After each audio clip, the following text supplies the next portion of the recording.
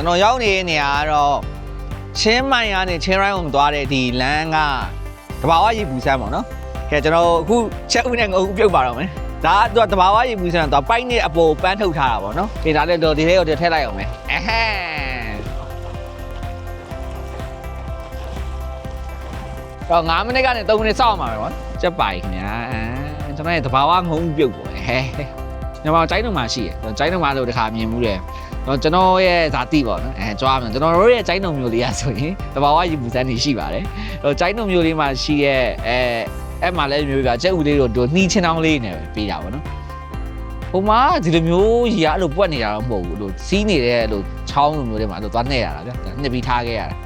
ပြီးမှတော့သွားယူပြီးတော့တင်မော်ရီတောင်စက်သားကင်းတော့လည်းစားကြတယ်အပြင်ပိုင်းကတော်တော်ကြီးကြောက်သွားတာအထဲမှာဒီမှာဆိုဝါရောင်လေးကမြင်နေရတယ်ဆိုတော်တော်ကြီးပြကြွကြွဤလေးကြီးတင်းပြန်ကန်နေတာသူ့ရဲ့ဟာလူမျိုးအကျက်ကြီးမဟုတ်ဗျာကိုက်လိုက်ရင်ဖောင်းမပေါက်မှာဗျာဒါကြောင့်စလုံးလုံးပဲကိုက်တော့မှာနေရော